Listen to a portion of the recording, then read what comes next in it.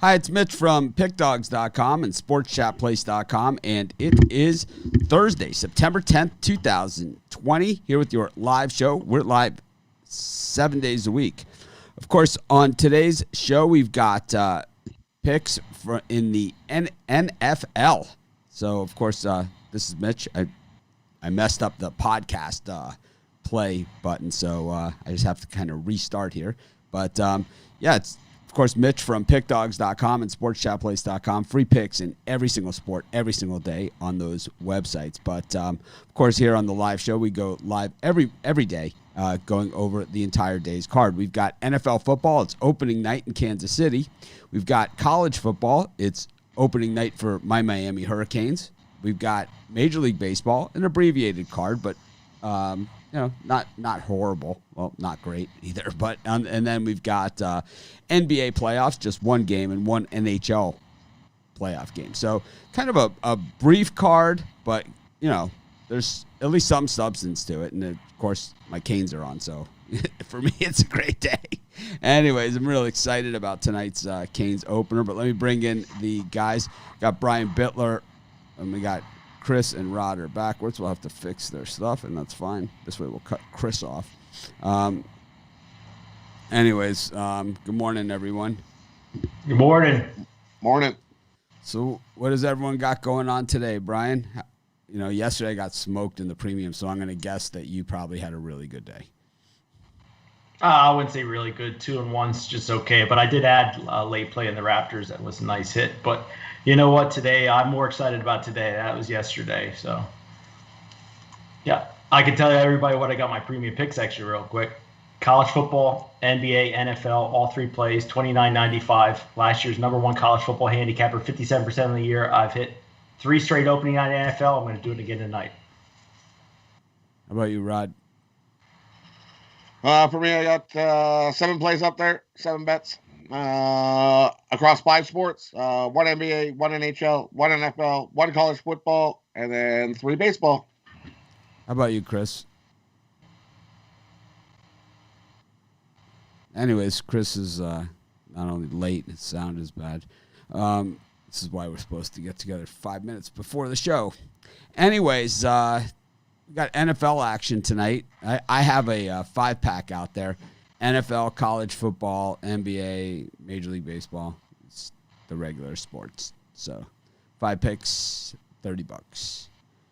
And, of course, we have our best of the live show package. But we got NFL kicking off in Kansas City. And, one thing we saw from the Houston Texans last year, and a lot of people seem to be on the Texans in this game, heavy public action on an underdog, which is usually not a good sign. But Deshaun Watson's got a new set of wide receivers there. Cobb. He's got Brandon, the guy that changes teams every single year now, the wide receiver, Brandon Cooks.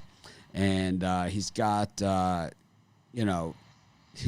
got David Johnson, which they traded Hopkins for, which doesn't make any sense. And, of course, their main wide receiver in Houston, who I don't know, he never really makes it out of the first quarter of the first game. The guy seems to be injured all the time. And J.J. Watt, who's one of the greatest defenders to play the game when he's healthy, and Benardrick McKinney. So the Texans, they have a solid team there, but they're up in Kansas City. Arrowhead, traditionally a tough place to play, but with no fans in the stands. A little bit different scenario there, but you still got Patrick Mahomes. You still got Chris Jones in the middle of that defensive line who busted up the 49ers in the Super Bowl. I think he could have easily been the MVP. Some of the best skill position players all over the place. I mean, this Kansas City Chiefs team doesn't look to be worse than last year. Adding Clyde Edwards-Helaire at running back, they might be better. Brian, what do you think?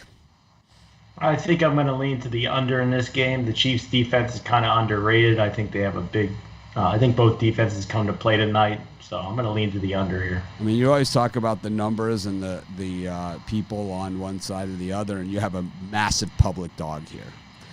What do you think about that action? With so much of the public on an underdog, it's just rare, especially a Texans team that when they lost last year, every loss was double digits. I mean, they got smoked.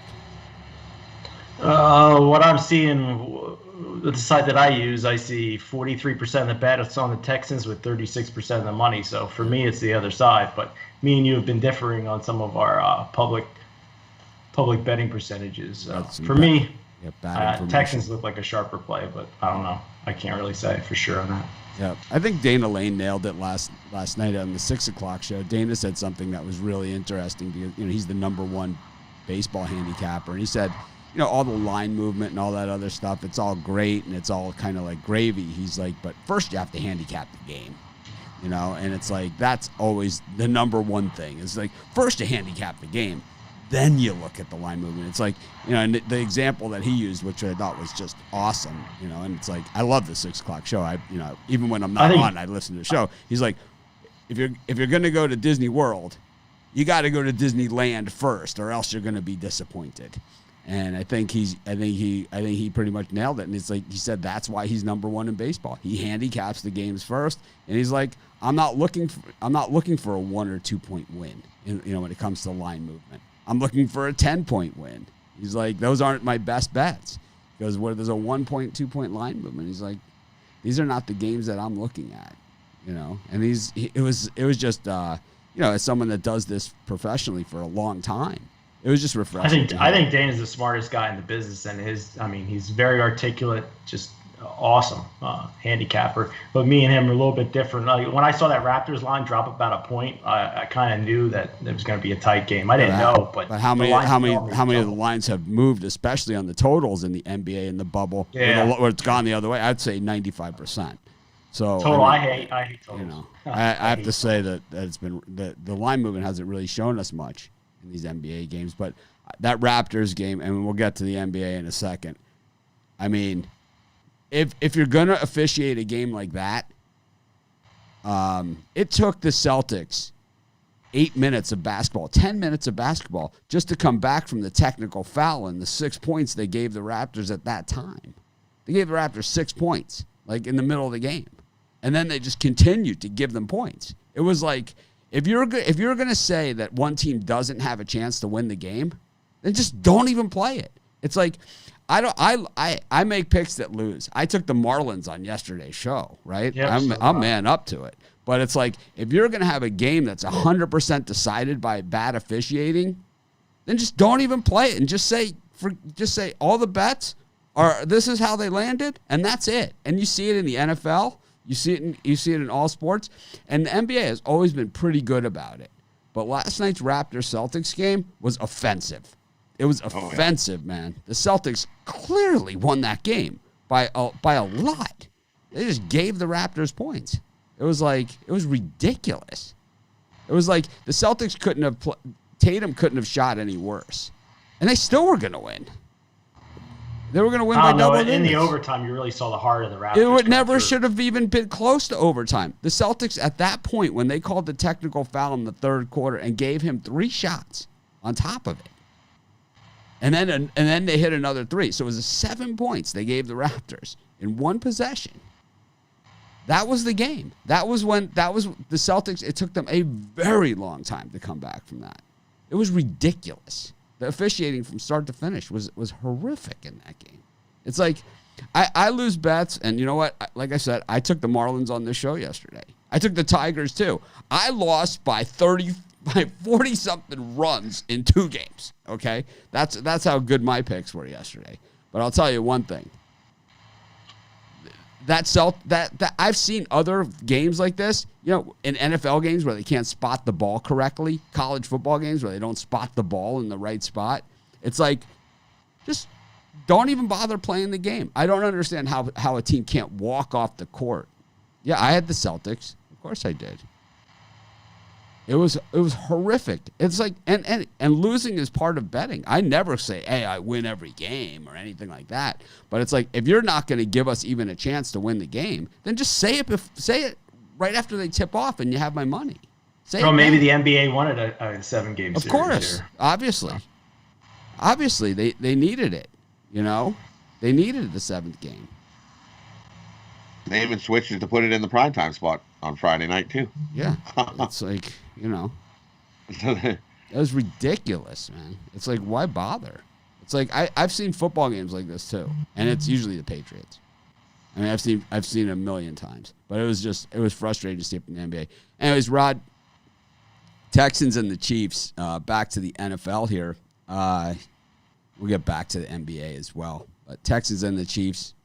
Patrick Mahomes. You got what answers the Texans? These teams played at the end of last season. The Chiefs have gotten better, right? The Chiefs added to their roster and got better. The Texans traded away their best player, their best wide receiver, their whole offense. What's going to be different tonight? I mean, what was the score of that game? Was it 41-7, something like that? When these guys met in January last year, just a couple months ago. 52-31. Yeah, 52-31. I think they spotted the Texans like 25 points or something, right? Yep. Yeah. Is it 21-0 or something? Yeah, something. 24-0. I don't know. It was something like that. Crazy. It was 51-31. And 51-31. Houston was up 24-0. Was exactly what happened. It was 24-0 in the second quarter. By halftime, the Chiefs had gotten to the lead, and they just went on from there. They just continued the hammering. Anything changed since January 12th? Well, yeah, a lot of time of not playing football. How much of these teams really got together and played a lot of football? Not a whole lot.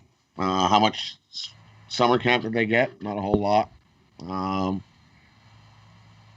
For me, this game goes over if the Texans come out and get a lead early, just like that last game.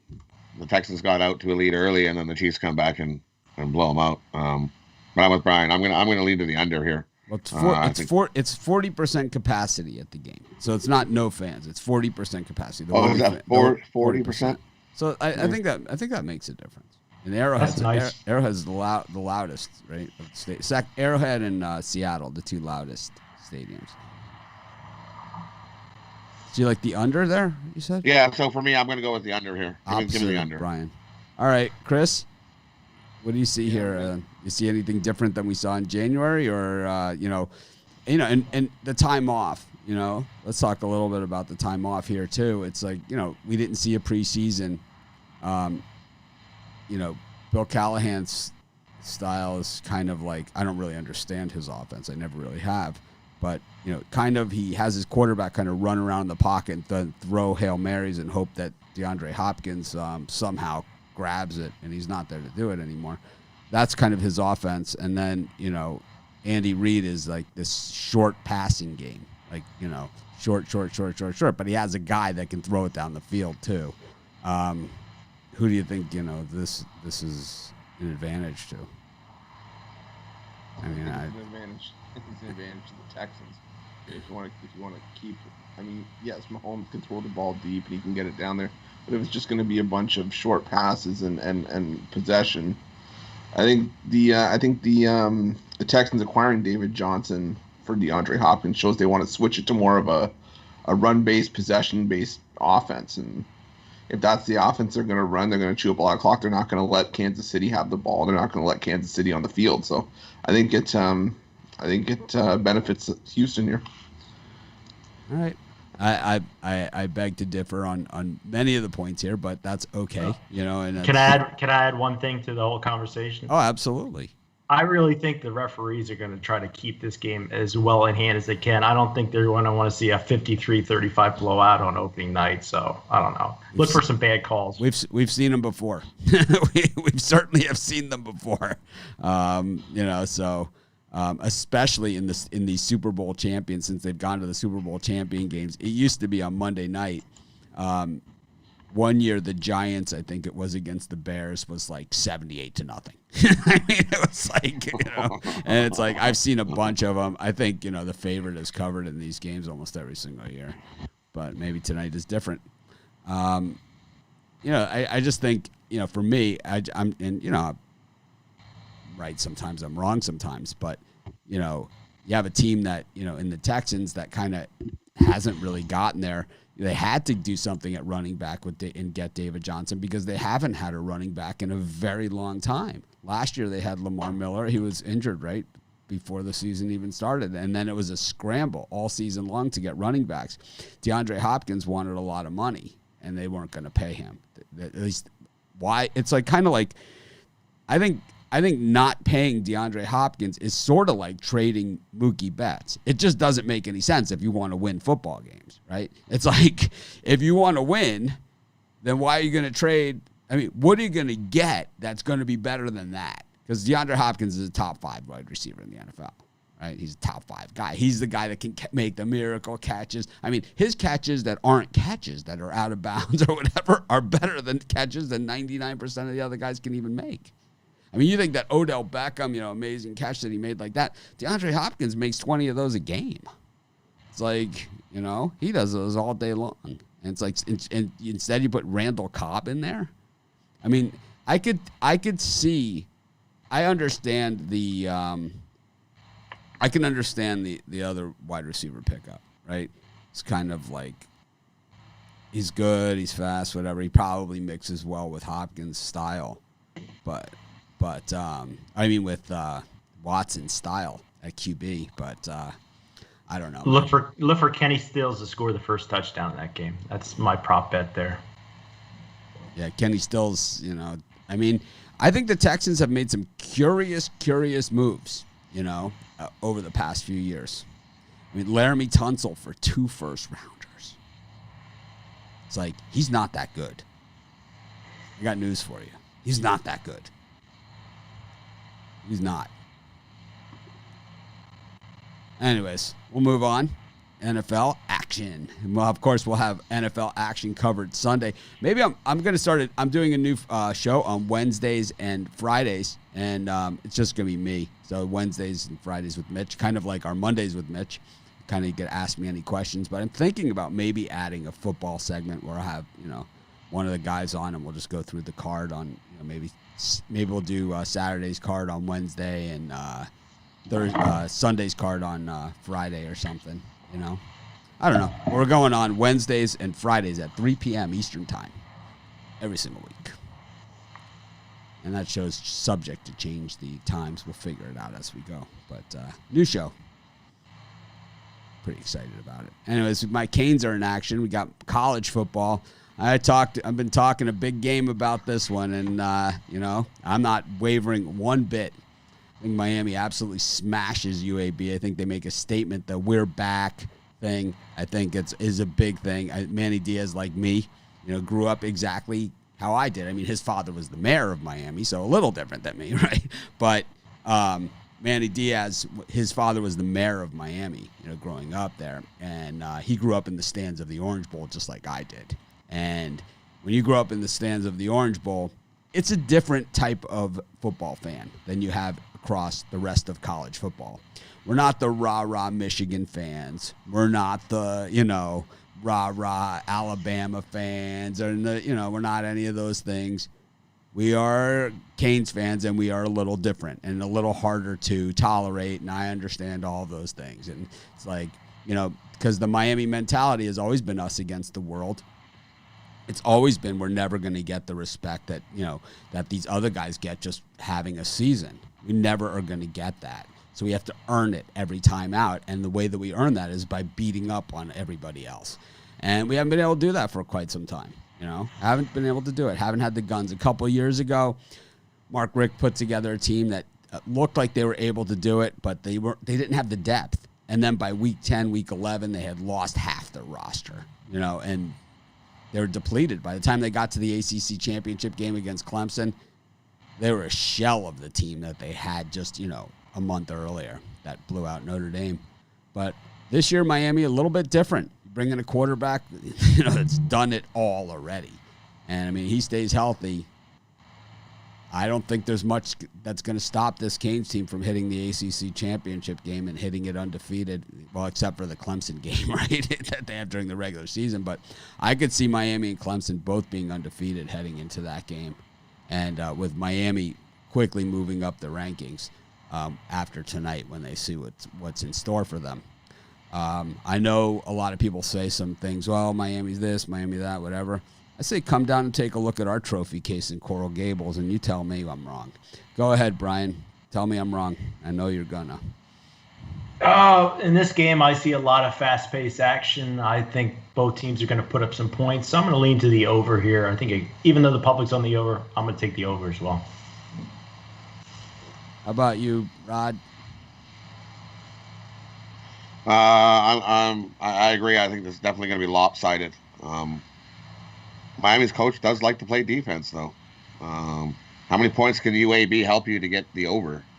I don't see them letting them score 28 points here. I'm going to take the under. Give me the under 55. Manny Diaz was the defensive coordinator at Texas, of course, and then the defensive coordinator at Miami. Miami was 4th in the nation in tackles for a loss last season, despite being just 6 and 7. Chris, exactly. I can see 41-10. 41-10. Miami defense traditionally, see what Manny Diaz is bringing back to Miami is traditional Miami football. It's going to take a little while. The first time we built traditional Miami football, it took 5 years under Howard Schnellenberger, right? And it took 5 years, and that's what it takes, you know. It's a different style of football. It is super aggressive on defense. It is man coverage, blitz everybody, and then offensively, it's, you know, just speed everywhere. And I think that's what we're going to see from this Canes team. I really do. Chris, what are you thinking? Yeah, I'm really, really high on Miami this year after reading into it. You know, and I always liked Derek King from his time in Houston, and I just, Mitch, I think you nailed it right on the head. I think this Clemson Miami game is going to see 2 undefeated teams in it later in the season. So, and I think it starts with a blowout over UAB here, who gave up 35 to a Central Arkansas team that had a lot less talent. So, give me Miami here. I could see this. I could see this being just absolutely massacre. Yeah, I could see it too. Mitch, read my comment.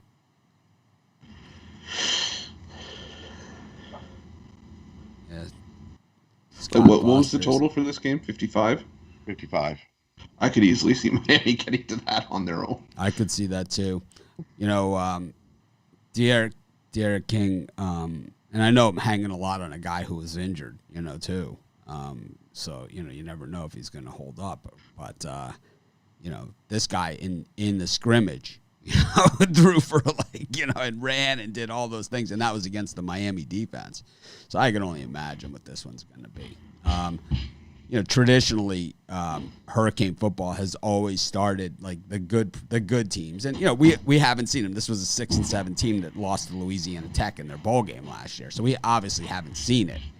But traditionally, Miami football starts with that these games are the layups. You know, Miami went through a run. You know, when you look at the Miami runs that they've had in their history, you know, the you know, 2 of the 2 longest winning streaks of the modern era, you know, that they've had. And then if you look at the other streaks that they had, you know, the 8 out of 9 national championship games in a row, you know, those type of streaks, the 59 game home winning streak, all those things, they all start with these games are the layups.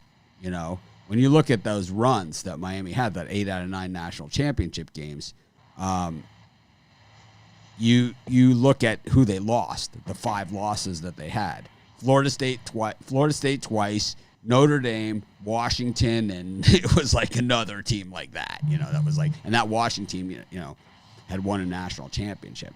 Florida State, Notre Dame, Washington, I forget what the other one is, but it wasn't like, you know, it was somebody like in that ballpark. Anyways, you guys know where I stand on this one. Not a lot of mystery, of course, but I will say, we ain't no dream team. We're your worst nightmare. Go Canes, baby. You're going to be upset if they'd happen to lose outright or something like that. Oh, if they lose outright, believe me, I was upset when they lost to Louisiana Tech in the bowl game. I've been upset as bad as the teams. I was upset through, you know, a lot of times in the last, you know, 15 to 20 years. You know, I've been upset a ton of times. There's no way they're going to lose. There's no way they're going to lose. But. Well, I didn't think they would lose to Louisiana Tech either, but it's like the issue that Miami has had is that they've had great defenses, but the offense has hung them out to dry. They've hung the defense out to dry. They've hung them out there. It's like you can't go 3 and out, 3 and out, 3 and out, 3 and out, interception. And I think that's the difference here is that you have a difference maker at quarterback. You have a real difference maker. You have a guy who's done it before. You have a guy who's looked down the throat of Oklahoma and beat their ass by himself. He beat their ass. Look at Houston's, the last time he played the full season. Look at who they beat. I think Houston went through a stretch where they were covering a bunch at the beginning of last season before he got hurt. No, but look at 2 years ago. Houston. That's when he played, and that was his big year. And we'll take a look at their schedule and look at his numbers in those games. So here's and like I said, there's no guarantees in sports, but I'm gonna say this is a stone cold lock of death, right? We've seen horrible officiating just last night affect the outcome of a game. So we know it can happen. I like horrible officiating when it benefits me. Yeah, of course.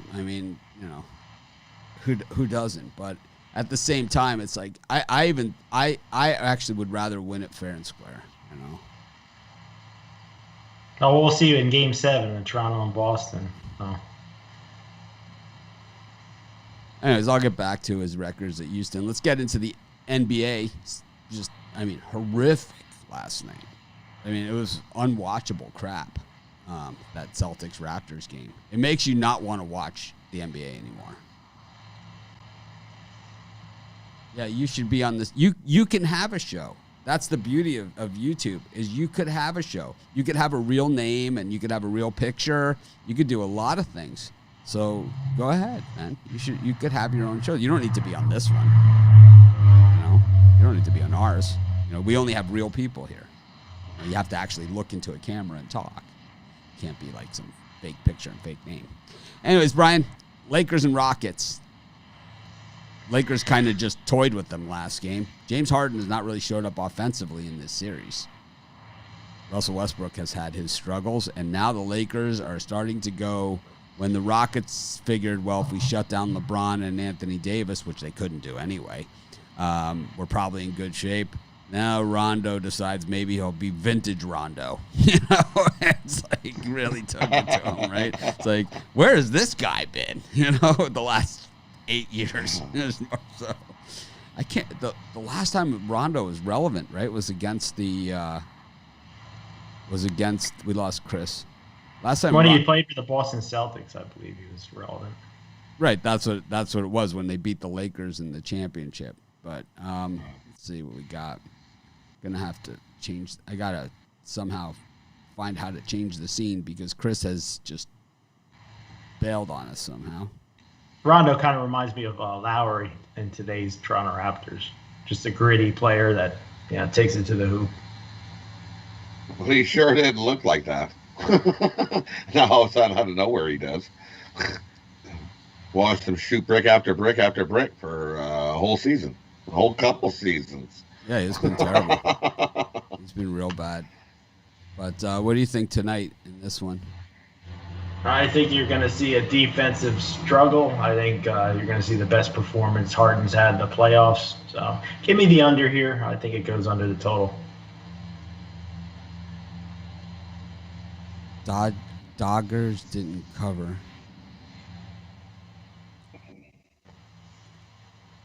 The Dodgers? Doggers? I don't know. What the Doggers?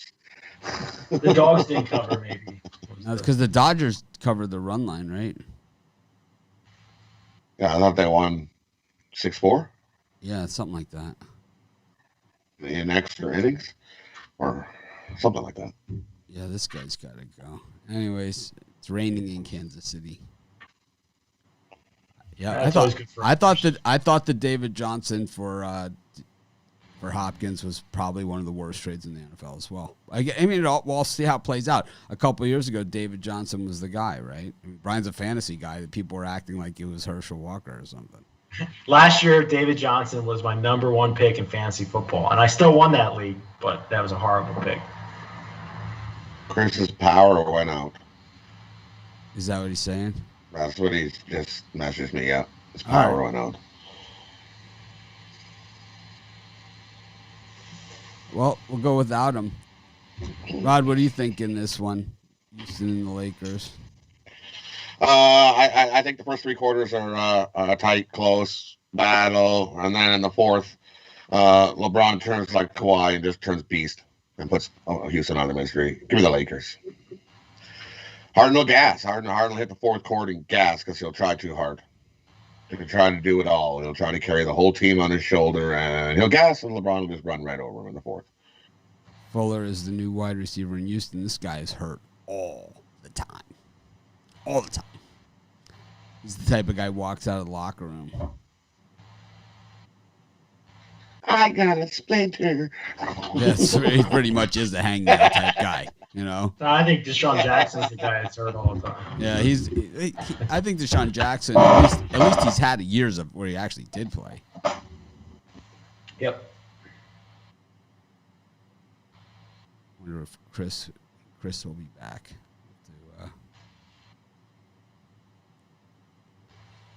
All right, so we got Major League Baseball action. I'm just not sure, you know. I mean, after last night's officiating, it's like I don't know what's going to happen. I mean, it's like we need to talk to the refs, I guess, and see who's going to win, because it's not decided by the better team or the play on the court. I think you might see a similar result, but the refs keeping Rockets in it. But that's just me. It's 2-1. It's not 3-1, right? Well, if you go down 3-1, you're basically toast. But. Yeah, but it was 3-1. You know, it's like it's not an elimination game like the Celtics were. Yeah, no, not yet. So we got Major League Baseball afternoon. The Tigers back on the field after scoring 19 runs, or after getting 19 scored on them. Tarek Skubal, still, 19 runs, whatever, 28 runs. It only counts as one, and just like, I had, I don't even know who I had. I had the Cubs, right? Yu Darvish, and it's like I lost. Gave up 3 runs in the first inning, and that was the game. That is no different than losing 19-0 as far as my ticket went. Jack Flaherty's been sensational for the Cardinals. Skubal, the Tigers are pretty high on him. It's a doubleheader. It's game 1. What are you looking at here, Brian? I think the Cardinals take both ends of the doubleheader. This is usually the time of year where the Cardinals start heating up. I'm going to lay the 1.5 with the Cardinals. Yep, Wednesday and Fridays. Free for all. This guy's got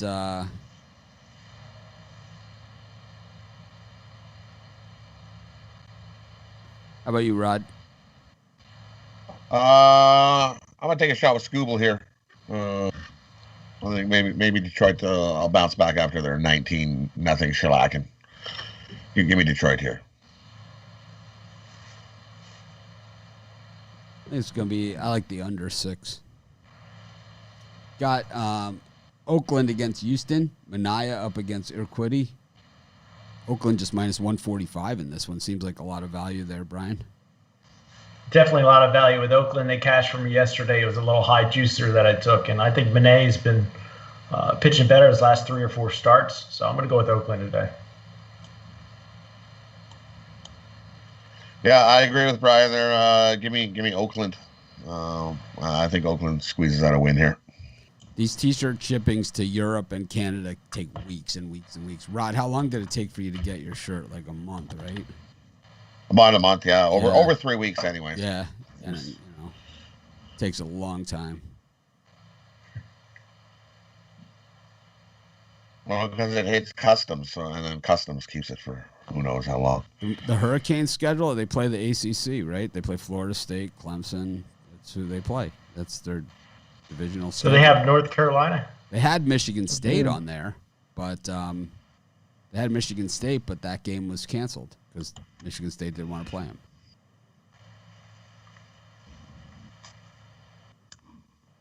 I mean, the schedules are going to be off. The only, you want to talk about easy schedules. Alabama, for some reason, never draws anybody from the other side. Never, right? This year they have Georgia. But when's the last time they drew Georgia? It was like Saban's first year as head coach. It had to be at least 12 years ago. Was the last time Alabama drew Georgia from the other side. And they haven't drawn Florida at all. So you want to talk about weak schedules. Well, they usually have to beat Georgia in the championship, SEC championship, though. Maybe the last year or two, but not traditionally. It's been Florida. No? But it doesn't matter. The regular season games, Alabama plays like Western Alabama. They play like those teams out of conference. They'll play like one beginning of the season game, and it's like it was Duke last year. And it was Louisville the year before that. But they act like it's like this main event because they played at a neutral site. Chris is back.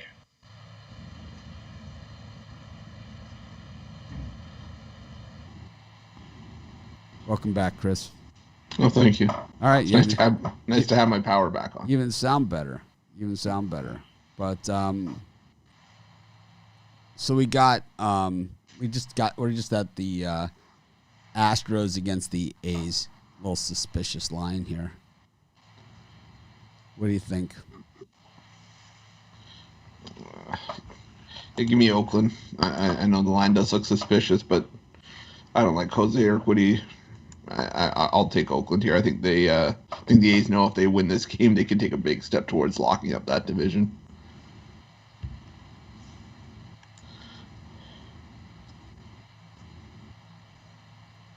Got Texas against the Angels. Brian, you like your Angels at minus 170? No, not at 170. I've been getting just crushed again with the Angels after they won a couple in a row. I started looking at it. Well, because they won those games at home, and they're 6-15 on the road this season. But in this one, I think the Rangers have all the value. It's tough because looks like a lot of public on the Rangers too. But I'm gonna take them and give them a chance. It shows 66% on the Angels. Brian, Rod, what do you think? Yeah, give me Texas here. I don't know, those guys are 0. The pitcher that's starting, he has yet to win at Globe Life Field. He's 0-4 with a 6.97. But I'm not taking the Angels. Ugh, I don't even care if it's Dylan Bundy. Definitely not a game I am betting. How good is Miami's defense? Well, they've had one of the top defenses in college football for about the last 50 years. Look at every NFL roster. Look at the Miami defensive players across the NFL at every single position. And I'll tell you, that's how good the Miami defense is. Chris? How many times we see the turnover chain? Yeah, it's like about 150. Yeah. Even, it's like you can go like, year by year by year by year by year. And it's like, you could, I don't know. The defense has never been the issue. No. Chris, how about the A's or the Rangers and the Angels? Give me the over. I think Bundy has a regression start here, and Kyle Gibson's been getting shelled all year, so give me the over. Okay. Got speaking of overs, Jordan Zimmerman's pitching today against Austin Gomber. Jordan Zimmerman just not good. Not good. I'm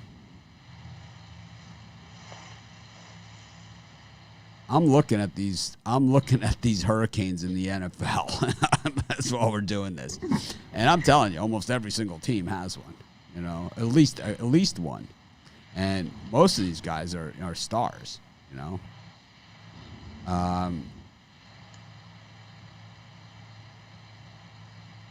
Brian, what do you think of Jordan Zimmerman, Austin Gomber?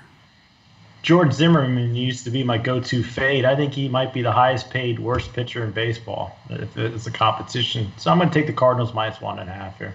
Oh, my sleeper for NFL fantasy football is DJ Dallas. I totally forgot about him yesterday. He's my sleeper. What team does he play for? Seahawks. How about you, Rod? Gomber, I agree. Give me the Cardinals on the run line. I think you might be able to go 2.5 in this one. I think Cardinals are going to beat up Detroit game 2. Chris? Yeah, I'll lay the touchdown with the Cardinals here. I think this is a beat down from start to finish. Close to what we saw from the Tigers yesterday, even in a 7-inning game. You think the Tigers would just buy out Zimmerman and release him? I don't know why they sent him out there.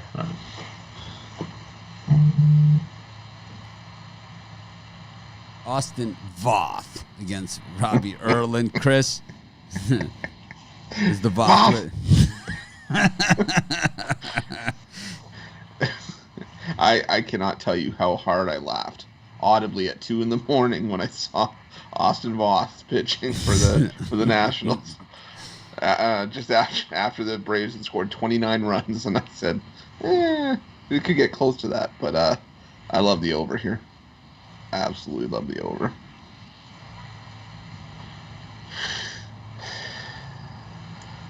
Yep, Miami was 90th in offense last year. Anyways, Brian, how about you? Austin Voth and Robbie Erlin. This is a gem. No, I agree with Chris. I'm going with I think it gets easily over 15 runs in this game, so I'm going to take the over. This should be one of those England totals from last year. Yeah, I agree. Give me the over. Big pile of runs coming. Piles of them. That might be the understatement of the year so far. I'm not putting the mortgage on Miami. I got a few mortgage payments on it, though. Brady Singer against Aaron Savali in Cleveland. The Royals kind of showing people why you don't bet minus 250. I mean, this is what they've been doing all season. Yeah, I'm not a big Singer fan, but in this one, I'm going to take a shot with the Royals. I mean, that's a lot of plus money there, and they're competitive with Cleveland. How about you, Rod? No, Indians bounce back here today. Give me the Indians on the run line. I don't like Singer. Singer has not looked good. He looked horrible his last start out. He gave up 10 hits and big whack of runs. Yeah, no, give me the Indians here. There's a comment here. Every fan base thinks there's unique, but we have the 59-game home winning streak that they don't have. Right? We have the longest home winning streak, so which means that my friends and I have the longest home tailgate winning streak also. Let's go with that. Anyways, Chris? Yeah, I've been burned by the Indians a couple times in this series. I'll take a shot with the Royals.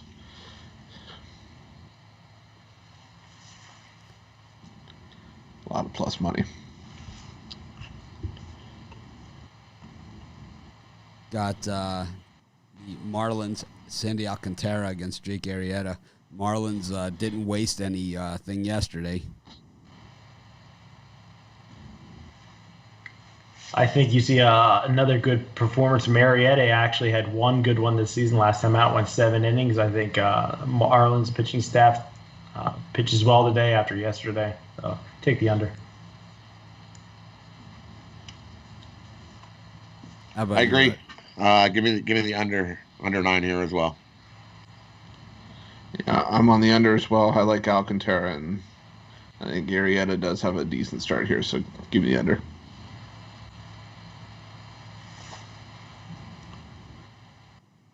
Okay, we've got the Red Sox and the Rays. I like the Marlins in that one, too. We got the Rays and the Red Sox. Mike Kickham where it hurts up against Josh Fleming, who didn't look so unbeatable last time. I'm going to lean to the Rays minus 1.5 here against a bad Boston team. Just a lean. I'm not rushing to bet this one. Rod? Yeah, I take the Rays here. Give me the Rays minus 1.5. Give me the over. I think we see double digits in this one. I think we easily see double digits. Speaking of double digits, Garrett Cole's pitching today up against Keegan Aiken. The Yankees a game now over 500. That's what, see what $35 million a year gets you. Take a look at the latest on Garrett Cole after last time. Shellacking. He is up to a 3.63 ERA, 4-3 record, 70 Ks, 14 walks, and an opponent 277 on base percentage against him. Ryan, you want to pay $35 million for a 277 on base percentage? No, and I don't want to lay minus 250 on the Yankees today. Give me the Orioles plus money. Love it. Keegan Aiken was large and in charge last time against the Yankees. Rod? Yeah, he won his last start against the Yankees, I believe. He was he was large and in charge. He dominated them. I mean, I think how many hits did they get? Let's see. Take a look at the box score. He is absolutely stormed up. 3 hits, 8 Ks, 4 walks, 91 pitches. No runs. So I'll take Baltimore here. Spread knowledge likes the Orioles too. Chris? Yeah, I'm with everybody in this one, like the Orioles as well. All right. Got the Reds and the Cubs, man. I took the Cubs yesterday. Yu Darvish gave up a 3-run home run in the first inning, and that was the game. That was the whole game, was that. Sometimes it works that way. Brian, what do you think? I got taken out by the Cubs, too, yesterday. They suckered me in. Not today. This is a premium pick for me. I'm going to go with the Reds here. I think Sonny Gray has a dominant performance on the mound. How about you, Rod? Cubs bounce back or Sonny Gray? I'm going to take the Cubs here. I think the Cubs bounce back and get a win. And how about you, Chris? I'm going to take the Cubs as well. I think this price is trying to beg you to take Sonny Gray, so I'll take the Cubs and the plus money. All right, we got the Padres up against the Giants. Padres minus 171 here against the Giants team that has not been bad. Cahill's pitched pretty well. Paddock, I think, has been a little erratic. I like the Giants in this one. This was a late line, or else it probably would have been a premium for me. How about you, Brian? Yep, late line, and Cahill, he's surprised me so far this season. I didn't expect him to be as proficient as he's been. I'll go with the Giants here. That's one. Hi, Mitch. I hope you're well. Would you consider MLS picks in your daily podcast, too, if there was absolutely no other sports at all on? I'll take the under 9 here. We have a nice pitch. There's a little battle going today. Give me the under 9. How about you, Chris? I'm going to lean towards the over. I know Cahill's dealing with a hip issue, and I think if he leaves early, I think they've got Drew Smiley pegged as the long reliever, and I don't like Drew Smiley, and Chris Paddock's giving up a few runs, so I like the over. So Al Niños can't wait till right before the game to bet on the Dodgers. So there's value at minus 1.5 at minus 165 betting it the night before. I totally don't understand that comment. I wish I did. There's just no value at all in the Dodgers. I mean, zero. I mean, the night before, the line was minus 1.5, minus 165 on last night's game, which it took them till the very end. I mean, it was a nail-biter all the way. It wasn't like a slam dunk. Let's call it what it is. Brendan Cooks. Yeah, that's who it is. He's like, Brendan Cooks has become this renter receiver, right?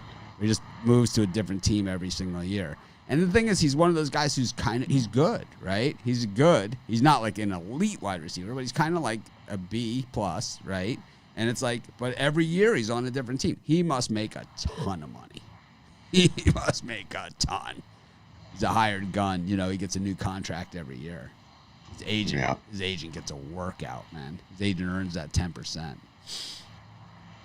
But I'm sure he gets way more than that 10%. Changing teams every single year. It's risky. Get injured, it's like you got nothing to fall back on. He's a smaller guy, too. Dustin May against Madison Bumgarner. This one's at Arizona. I think when I did the video, I thought it was at L.A., but it's actually at Arizona.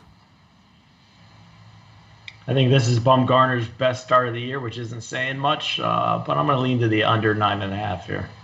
He kind of always gets up for the Dodgers, traditionally in his career.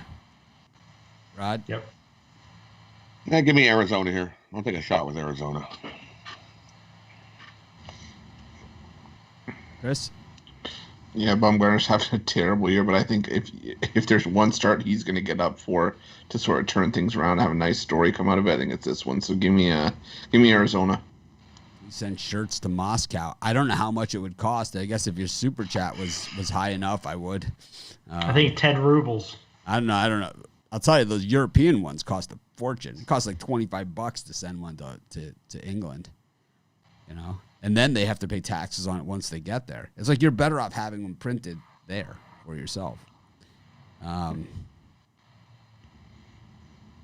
Anyways, that covers Major League Baseball for today. We got one NHL game. That is it for today. Stars and the Vegas Golden Knights. I don't know, Dogs have kind of ruled the roost in the NHL this season, but it's been a little chalky lately.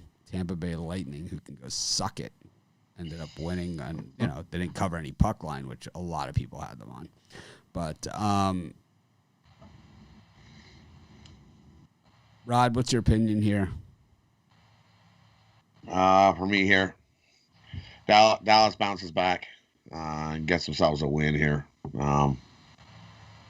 They just looked a little bit sloppy last game. They cleaned that up, come back hard here. Give me Dallas.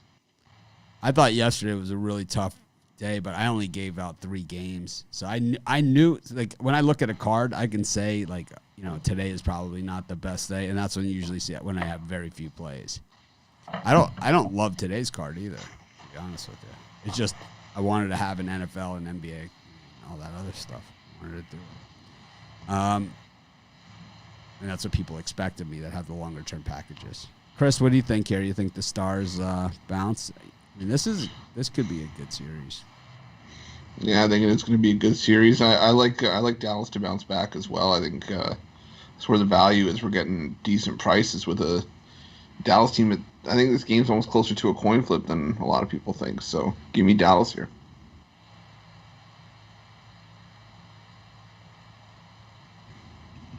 I'll tell you what, it's a consensus. I got Dallas too. All the value of Stars today. Get it done.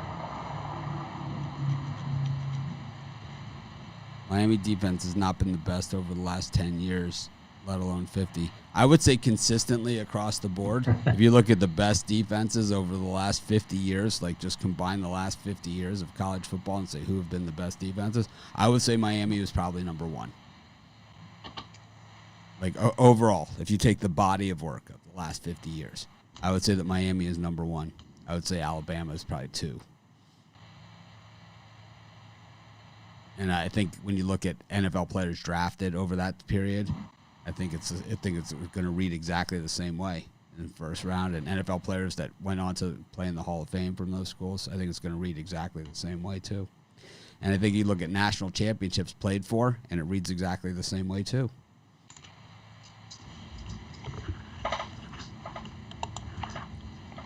All righty. So time for the parlay section of the show. Man, we got so many comments. Someone said, that I couldn't keep up with the comments, during when they're coming out because, this is what happens when you have 600 people watching your show. Just, it's not like I have stopped with the comments at all, for 1 second. Our comments get aggravated. Here's a super chat. Thank you, Robert. Send me your name, address, and shirt size. I'll send you a T-shirt just like the one I'm wearing. I'll be tailgating here in Maui. It won't be tonight. It'll be this afternoon. 6-hour time difference.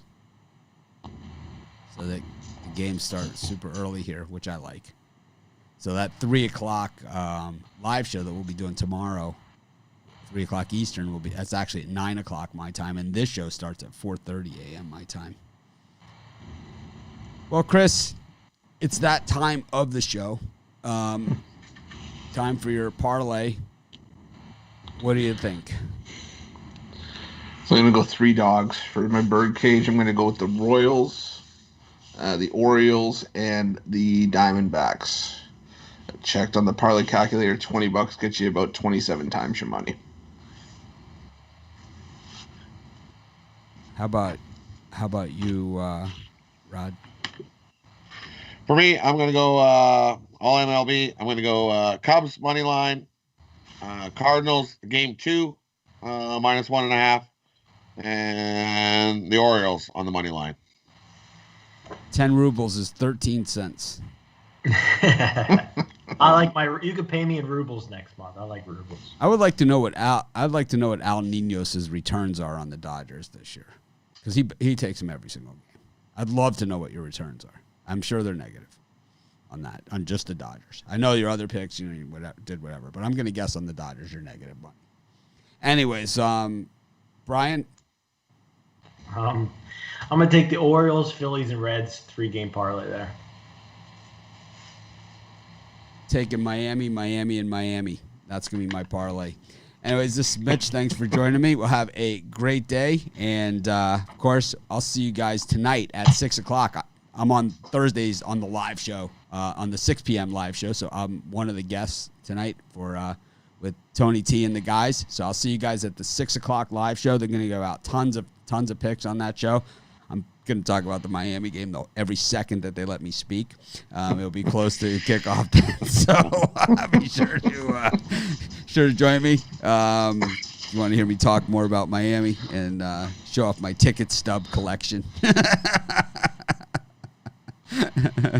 No pennant collection of the Miami Hurricanes? No, I have my ticket stub collection of the programs. The 59-game home winning streak ticket stub collection. And that's the longest home winning streak in the history of college football. Didn't lose a home game. They got scheduled a hard opponent at home now, maybe. Notre Dame, Oklahoma 3 times. Oklahoma 3 times. That's before they were in the Big East. That's true. When Miami, before they were in the Big East, they were independent. Everybody played them because they were terrible before then, and schedules were done 10 years out back then. So, if you look at the Miami schedules back then, they're all Notre Dame, Penn State, Florida. Every single year was like that, Oklahoma. And they swept them. That's how you go from 0 to hero and win national championships. Anyways, we could talk about this all day. Thanks, everyone, for joining us. Have a great day. Be sure to smash the like button. And, of course, be sure to subscribe to our channel. Getting closer and closer to that goal of 10 million subscribers. Have a great day. And, of course, we'll try and act more professional tomorrow.